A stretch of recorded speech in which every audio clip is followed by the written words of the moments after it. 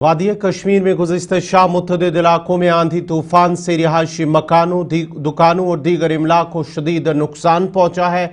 अचानक आई शदीद आंधी ने तबाही मचा दी। इस तूफानी आंधी के नतीजे में दर्जनों घरों और दीगर इमलाक को शदीद नुकसान पहुंचा, जबकि दरख्त गिरने से एक खातून की मौत और कई लोग जख्मी भी हुए हैं।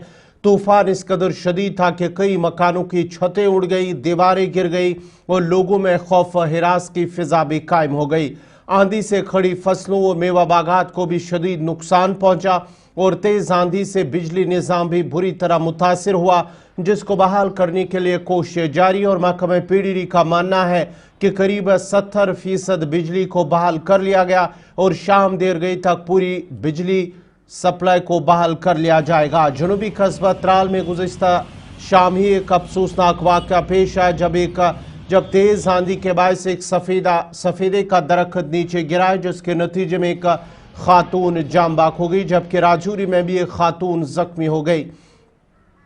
खत्ता चिनाब और पीर पंचाल में भी तेज आंधी ने तबाही मचा दी। दरख्त गिराने से न सिर्फ रिहायशी मकानों और दीगर इमलाक को नुकसान पहुंचा, जबकि गाड़ियों को भी बहुत ज्यादा नुकसान पहुंचा है। शुमाली कश्मीर के करना में बादल फटने से लैंडस्लाइड और सैलाबी सूरत हाल पैदा हो गई।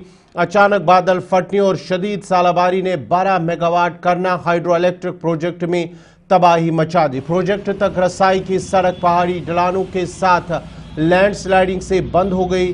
करीबी बलाई इलाकों से ज्यादा बहाव प्रोजेक्ट साइट में सैलाब आ गया, जिससे बड़े पैमाने पर पानी जमा हो गया। पावर प्रोजेक्ट से मुल्हका जो काजी नाला हेड वर्क्स और पावर हाउस के करीब जो बादल फटने से जो खतरनाक हद तक वो बह गया है, जिसकी वजह से वहां पर भी नुकसान हुआ है। देर रात किश्तवाड़ जिले भर में भी तेज आंधी, आसमानी बिजली गिरने से मुतअद्दिद मकानात पर नुकसान हुआ। किश्तवाड़ जिला के सब डिवीजन छात्रों में आसमानी बिजली गिरने से एक बकरवाल की मौत हो गई और उसकी मुतअद्दिद भेड़ बकरियां भी हलाक हो गई।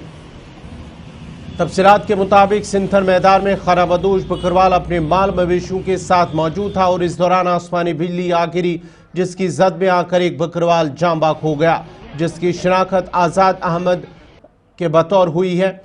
यानी शाहिदीन के मुताबिक आसमानी बिजली गिरने से आज़ाद अहमद मौके पर ही दम तोड़ गया और उसके अलावा उसकी कई भेड़ें भी आसमानी बिजली गिरने से हलाक हो गई, जबकि भारी तादाद में माल मवेशी शदीद जख्मी हो गया।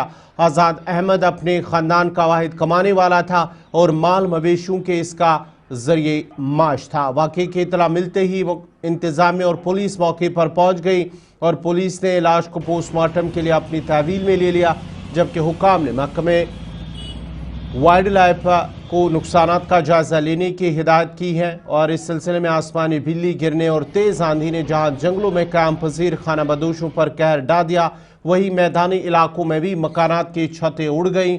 मुतअद्दिद मकामात पर मकानात को नुकसान पहुंचने की इत्तलात मौसूल हो रही है।